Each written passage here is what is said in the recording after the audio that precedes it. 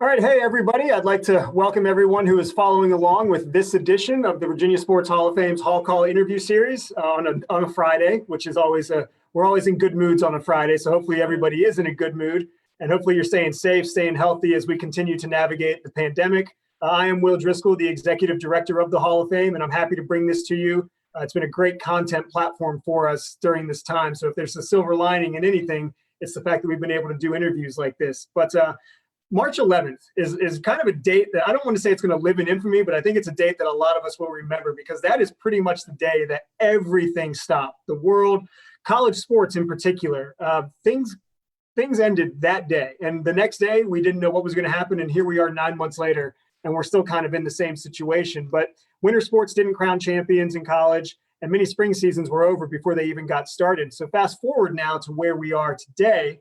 Many D1 schools have started in some form or fashion. We've seen schools like Old Dominion not do football, but they are doing winter sports. But the D2 and D3 schools, a lot of their participation is still up in the air. Here in Virginia, though, the Old Dominion Athletic Conference announced prior to Thanksgiving that it had made the decision to return to play in January 2021. A very exciting decision for sports fans as well as the student athletes, and that's for all sports. And joining us today to talk about that decision and what we can expect as sports fans here in Virginia is a commissioner of the ODAC, Brad Bankston. Brad has been the commissioner for the ODAC for 23 years. Is that correct? Well, I lose track of time. You know, it's probably been that long, yes. And some of our members probably think far longer than that. for better or worse, right? Yeah, I'm not sure. Yeah. Well, Brad, I want to thank you for taking some time out today to join us. I know it's been a very hectic time for you, but an exciting time.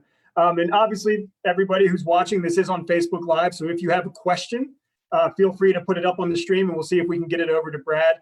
For those who don't know, though, the ODAC, more so than probably any other conference that features a Virginia school, is really the fabric of Virginia. 14 of the member institutions call the Commonwealth home. How important was it to you and the member institutions to get back to competition?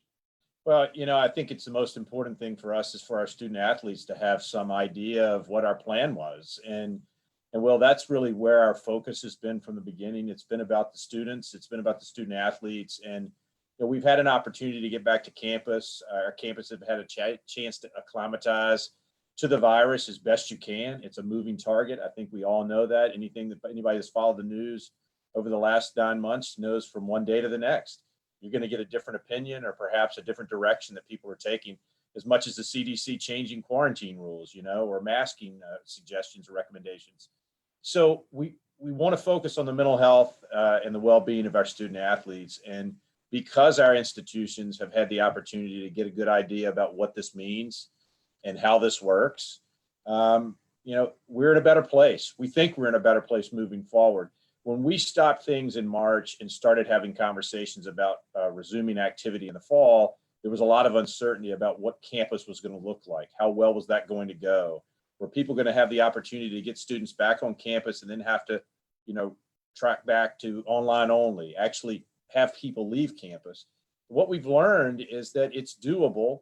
It's not doable in an easy fashion, but our institutions have the right protocols in place. I think there's a level of confidence in bringing them back in the spring for the spring semester. You know, obviously the virus is in a different place even than it was in the fall, which is worse now from a societal perspective. And that's something that we'll continue to keep an eye on as we move forward. But the confidence level's there, and most importantly, testing's there. So the accessibility of testing, even knowing that the country needs to be doing more testing, and they are doing more testing, those tests are now available to us to be able to implement with the help of the NCAA's recommendations, be able to move forward for competition. That's why we feel like we're in a much better place than we were in the fall about being able to put our student athletes in an environment that's safe and safe for the opponents as well.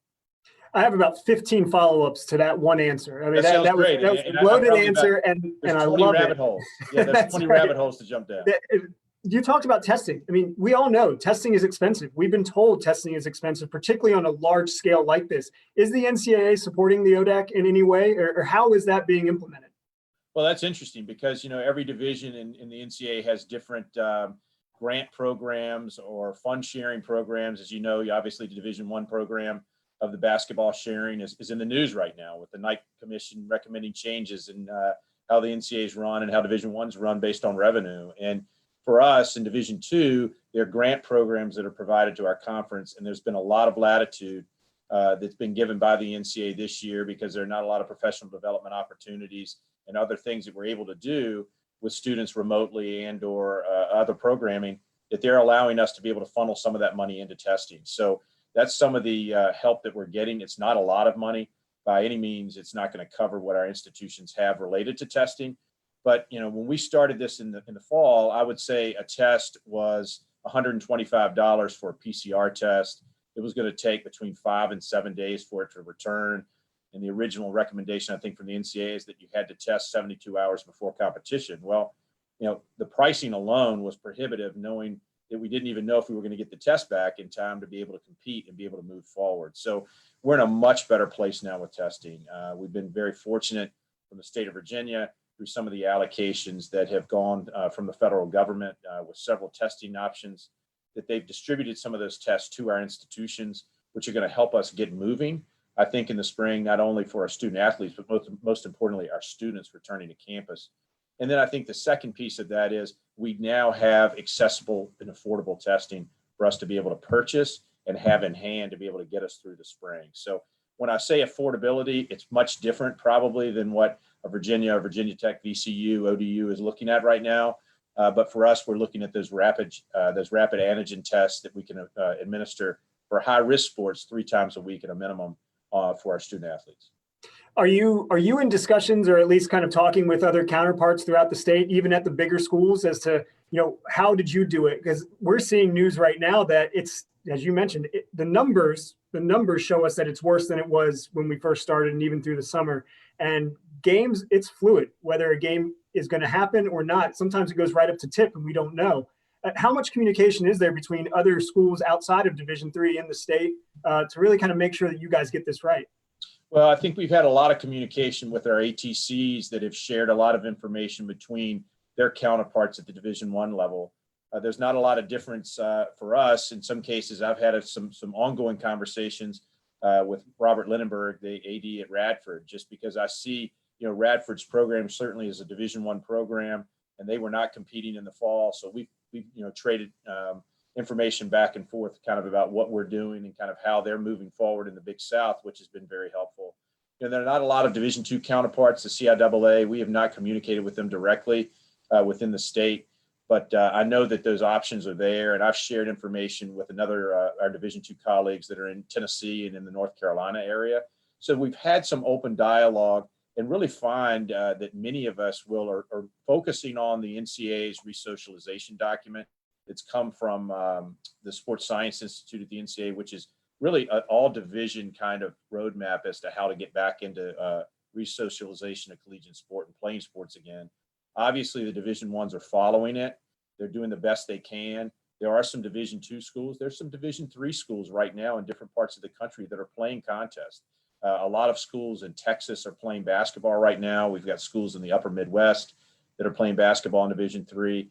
And they've had a similar issue, right? It's like, when do you make the decision not to play? You've got the team quarantined, you're out for X number of weeks or X number of days. Fortunately, that quarantine rule is changing and evolving.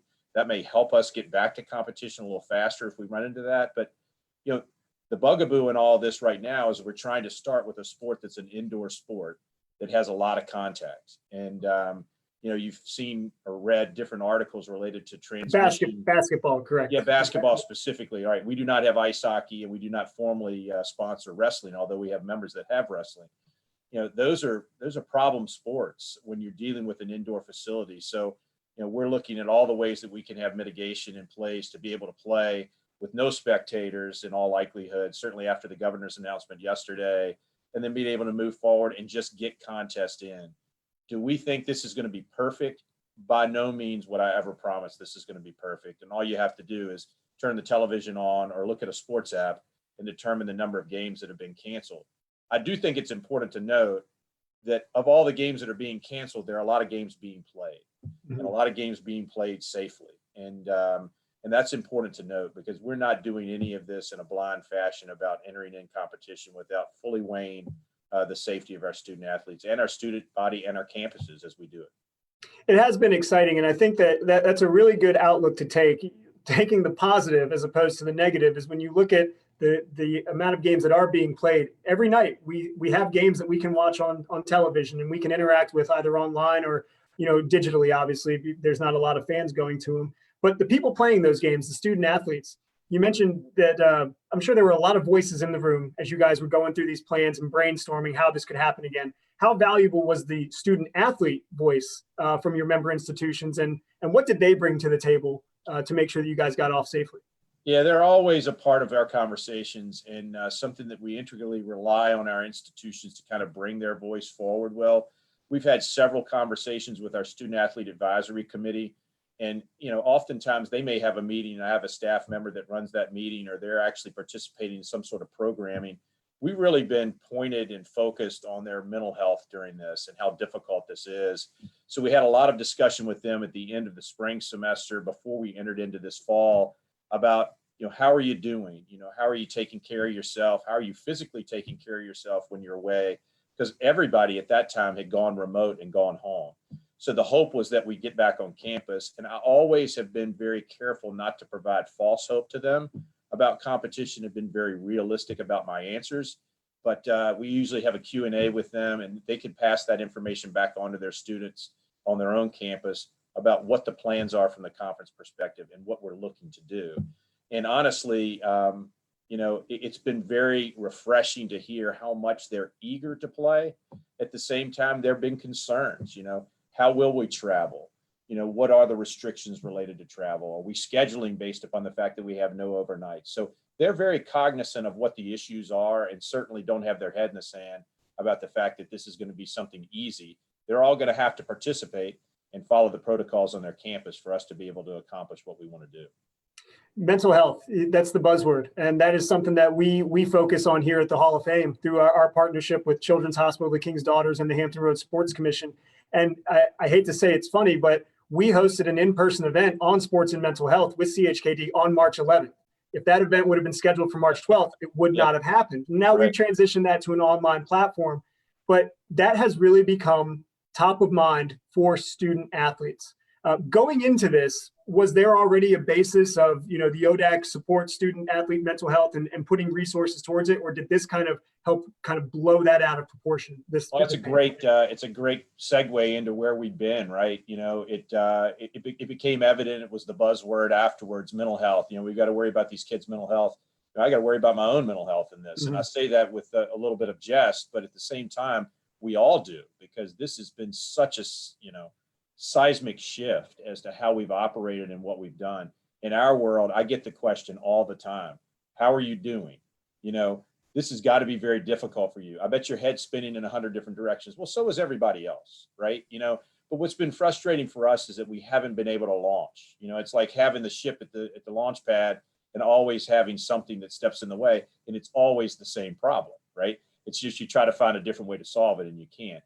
We were engaged in some mental health programming with our student athletes before this started. And a lot of it was originated actually with a young lady who was serving as the chair of the national SAC, the Division III SAC, Maddie Burns at Randolph-Macon. And if you know Jeff Burns, who's the athletic director at Randolph-Macon, she is one of Jeff's twin daughters, and was very open and honest about some of her mental health struggles that she had early on in college. And it promoted this at the Division III level. And as a result of that, really spearheaded a national campaign about the mental health and focusing directly on Division III, but at the same time also reaching out to the Division I and II athletes and those national SACs about creating some mechanism for people to be aware, if it's annually, where the SAC actually talks to the entire student athlete body on campus and makes them aware of the resources that they have.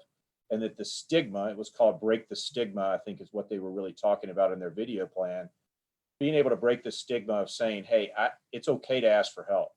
And we know you're hurting. And then also talking about interventional type opportunities for student athletes on their campuses to be able to make those adjustments to their plans moving forward. So we were there. I'm not so sure we've done an effective job in the midst of all of this to keep those, balls in the air as much as we can. I hope to resume that, and we're actually embarking on some leadership programming with our students beginning after January. So we're going to resume those group meetings and have an opportunity for them to grow a little bit, even outside of athletics competition. I think those are so important because there is a difference, and a lot of people don't know there is a difference between mental health and well-being and mental performance, particularly when it comes to student athletes. So that's a very important thing you guys are doing, and we're happy to see that continue. Without fans, because I'm assuming that obviously yesterday with the announcement, there's definitely not going to be fans. What's the ODAC? What are their member institutions going to do to kind of give fans that digital engagement, the opportunity to at least be able to feel like they're a part of it during the upcoming seasons? Sure. Thanks for bringing that up. And again, kudos to what you guys are doing with mental health. I think it's wonderful. And I think the programming and education that you've really taken on your shoulders as the director of the sports hall has been fantastic. I've been following it from afar, and we certainly hope that we can participate in that in the future. We will provide a very robust streaming experience and have done that for all of our contests many years before this. So I feel like we were at the forefront from a Division III perspective. There were a couple of leagues, gosh, as many as 7-8 years ago, that had embarked on this streaming, adventure that we're on. And now it just seems so easy to do. We have institutions that are more complex than others, perhaps. But, and you and I both know, with a good internet connection and a camera, and actually somebody doing PA or somebody doing some sort of commentary, or without, you at home can actually access those games. So we've built a network with a moderate internet connection. Exactly. Yeah. And you never know. Mine may go out at any point in time. We've got hamsters on the wheel here trying to keep this thing going. It's for us, we've led in that world. And part of that is my associate commissioner, JJ Nekoloff, who has just taken technology and run with it for us. It may not look like it all the time, but when we do our own stream from the conference office, it's a very high quality product. We may do a 3 or a 4 camera shoot. We've got graphics associated with it, and all of our schools have grown in that way. So there are a lot of really easy platforms now that, have got a production truck on your Apple computer or your PC, and you're running it, and you're filtering these cameras in, and that's our plan. I mean, that's where we want to go. Does that change in the spring? Does that change in March and April? I think right now the governor's suggestion was two people per participant outdoors and 25 indoors. I think the restriction to 25 indoors certainly presents us opportunity for us to not have anybody inside with basketball in January. But as things change, and as we know, I think his announcement was through January 31st, that may change for us outdoors as well. And we hope that it will. We want to be able to provide people that opportunity. Part of competition for us outside of the student athletes is inviting people to our campuses. We all miss that, right? I mean, that's one of the coolest things about going to a college game, is going to see a college campus and taking part of remembering what it was like maybe to be 20, and I get a chance to do that a lot, but unfortunately over the last 9 months, I've not had a chance to do it as much as I'd like. Well, and that brings up a really interesting part of the announcement that I thought was exciting, is that this isn't just for winter and spring sports. This is all sports. How important was it to the conference and to yourself to make sure that all of these sports had a chance to return to play? Well, tremendously important, because it's about giving all the student athletes an opportunity to compete, and ultimately for us, the NCAA has done something unprecedented. We're in unprecedented times. We hear that all the time, right? They've given back years of competition, seasons of participation for Division III across the board this year. So, there was a limit where if you played over 50%, you would use a year. They've taken that and provided a blanket waiver for it. We were intending to move forward with fall all along. As things have evolved and as things have changed, some of those schedules have morphed a little bit. And I think a lot of the perspective of the coaches and the student athletes have changed too. From at the beginning of the fall, we want a complete season in the spring, to we've practiced, we've competed against each other in whatever form some of them have done on their own campus, to we want an opportunity to participate. That may mean, as you said, that may be a senior, right? That's going to graduate in May, that has the last chance to play soccer.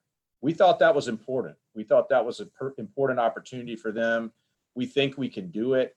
I chuckled when you were talking about you're going to bring the fall into the spring.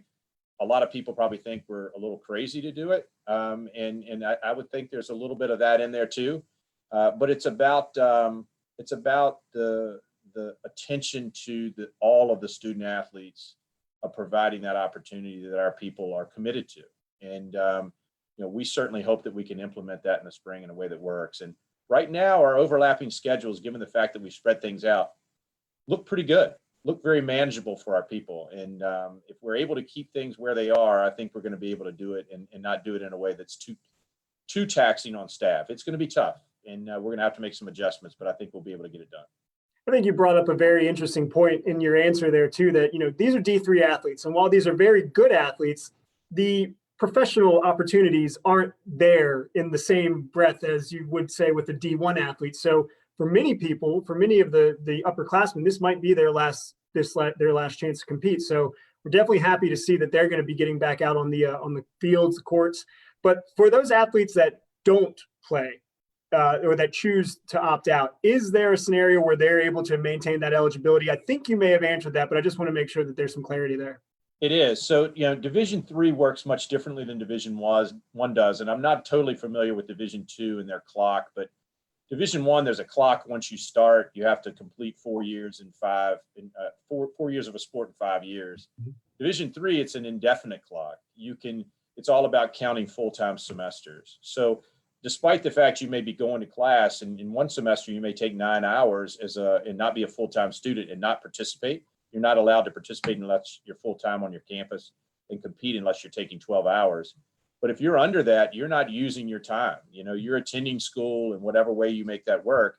And what the NCAA has done is basically given them semesters back and years back. Now, that's not a scholarship, right? In many cases, that's the opportunity to come back and return to play. And for a lot of these students, you've got to bear in mind the financial impact that's involved in that. So I know that everybody will be weighing their decisions different ways. It's probably easier for a fall student athlete to return for that last year, take 4.5 years to graduate, as it might be for a baseball student athlete to do that. But the baseball student athlete also has the opportunity in many cases to apply to graduate school, to continue their education, to be able to play their years out, and or take the fall off if they want to work or go do an internship or proactively do that on their own, return for that half a semester to make it 4.5 years in the spring and play with the baseball team in the spring or the softball team or whatever they choose to do. Is the NCAA D3, are they holding national championships for these sports, or is this specific to ODAC competition? Now, right now, the only thing is not being held are the fall championships. Okay. So there'll be no fall football, soccer, field hockey, volleyball, cross-country championships. There will be, as of this time, winter championships, which for us would involve basketball and swimming, and for all the spring championships at this point in time. They've reduced the fields a little bit. Their recommendations on hosting is going to be very unique to something that we've never done in Division III before, but they intend to do it. We're keeping track of those leagues that are saying they're not participating in the winter right now. Whether that number falls below 60% will be that threshold that the NCAA determines whether they're going to move forward with a winter championship or not. If they move, we may adjust our schedule to be able to have a little more flex to be able to play later in basketball if we need to. We may start at the same time and extend it. That would add a lot of flexibility for us because right now we're bookended with when they need a champion from us, which is like March the 6th, to be able to advance into the NCAA championship. We're slated to host the women's championship at Roanoke College this year. So that'll be a very unique opportunity as well because they're talking about bringing 8 teams in. They're going to bubble the environment as much as they can. They're going to take that idea of what they intend to do with the Division I championships. I think the men, possibly the women, with having them at one location, doing that in a smaller fashion at the Division II and III level. It's not realistic for us to do that, across the board. We're so different, but I think they're moving in that direction. And, I'll be honest, I was fascinated with the Division I conversation and how they may do that. I was talking with a guy who is a former member of the NCAA staff yesterday, and I said to him, gosh, I'd love to be a part of that group planning that because it just blows my mind from an event standpoint how you do it. And, he brought up some really good points, and he's not on the inside at all and doesn't know anything about what's going on now. But, the suggestion that they were going to be in Indianapolis for the Division I men's championship, San Antonio for the women, they have massive convention centers there, that they would be able to take those ballrooms and play games in a similar fashion the way the NBA did. I was just about to say the NBA. Yeah. And honestly, I said, gosh, I thought about it, but I hadn't really thought about it. And in Indy, all of those hotels are connected by a walk. You don't even have to go outside. If you've been there and gone there for a convention, literally you can get all the way to Lucas Oil through almost going inside the whole way of getting there, So that concept is very interesting. And I have to think they're thinking about that. And that will be fascinating if they're able to pull it off. And for the NCAA's health and well-being moving forward financially, it's very important that they play those games. And I know that that's what they're trying to do. And I know that they're also trying to do it in a safe fashion as much as they can for all the student athletes. The pandemic has definitely bred creativity. I mean, trying to find unique ways to get these events off, even without fans. TV is a big part of it. Just giving something to the spectator, as they are spectator sports, has been very important. In the event of postponement, though, in conference play, one of the big stories we heard this week was the Ohio State Big Ten. They weren't able to get to that game 6, and then they said, well, no, we're going to change that because they are our best team. Is there some flexibility in the calendar? Do you guys have benchmarks in place, or did you just leave the benchmarks alone to not get into that situation like the Big Ten did? Well, they're a little bit different game, as you know. Yes. They're worried about making sure that Ohio State makes the playoffs, I would imagine, is probably first and foremost, because there's a lot of greenbacks that are on the line for that, right? So for us, when this started in March, we all became reactionary, right? It was like, holy smoke, are we going to be able to keep playing? And if we are going to keep playing after a break, what does this look like? And we immediately dove into what constituted a season, how many games people needed to complete to kind of reorient ourselves in knowing what our rules are. And we have plans in place. We have plans in place for the number of teams that need to compete to have a conference championship. We have plans in place to the number of games that you need to complete within that season to be able to advance to the championship. And, I think the biggest challenge we're going to have, getting the games moving and having the testing in place on our campuses and getting that cadence and flow moving is probably the biggest challenge. But what happens when we miss a game because of COVID?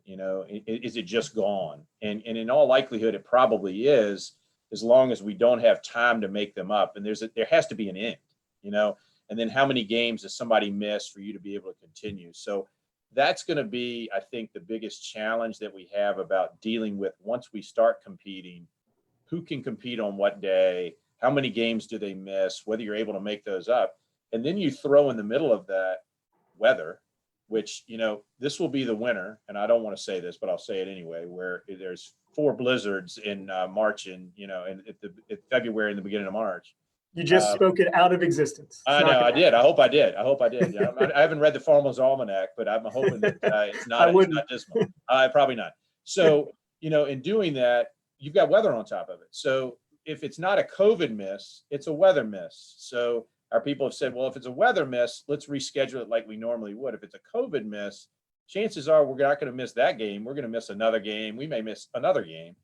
And then those games either are made up at the end or they're just lost. And I think that's what we're finding in Division I basketball right now. We're watching that go along. One of the things I thought that was really interesting, and I haven't gone back to look at it, and I should have known this before opening my mouth and saying it, is how many of those games in the fall sports or the ACC, for example, were actually missed? How many games did Virginia women's soccer miss, or North Carolina's men's soccer team? How many games did they miss? And I don't know that because I'm sure they missed some. And I know that they dealt with that along the way of people not being able to play in the tournament and moving teams around at the end.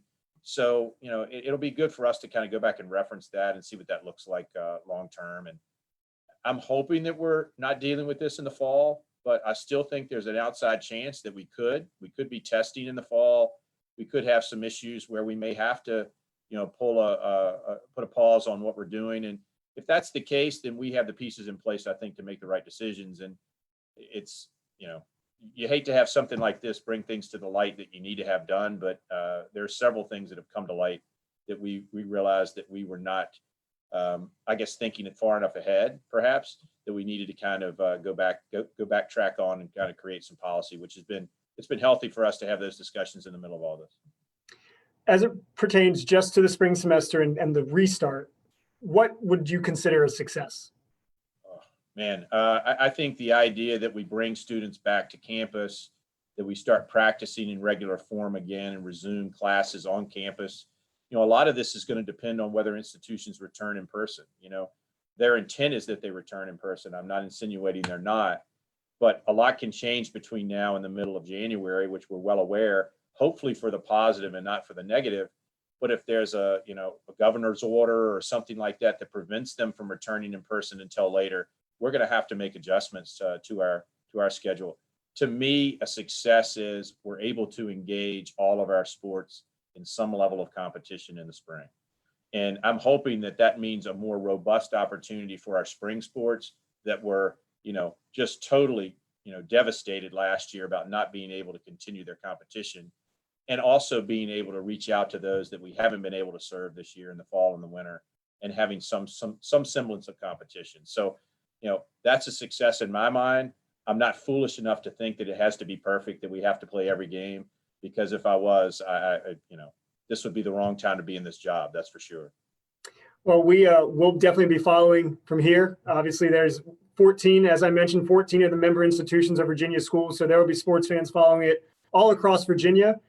Brad, always great catching up with you. And thank you for being very open about this discussion and great information. So we're looking forward to you guys returning to play in January. Communication is the most important of all this stuff. And I actually thank you for being able to give me an opportunity to present that to the group. And if anybody has any questions, I'd certainly welcome them to send them to me. I'd be happy to answer. Well, I'm sure that they will, and we're happy to offer that platform as well. If you want to stay up to date with everything going on with the ODAC, go to their website, odaconline.com. You can also follow them on Twitter at ODAC Athletics, all one word. I would like to thank everybody here at the Hall of Fame who helps us put this on. Our partners, City of Virginia Beach, Priority Automotive, DavCon Inc., Optima Health, ESPN Radio, and the Hampton Roads Sports Commission. Be sure to follow us on all of our platforms as well, Facebook, Twitter, Instagram, at VA Sports HOF. Once again, I am Will Driscoll. We will be back on Tuesday with a recruiting discussion, and then after that, we may take a pause for the rest of the year. But until then, hope everybody continues to have a safe and healthy holiday season. And just please do your part, stay safe, stay healthy, and we'll speak to you soon.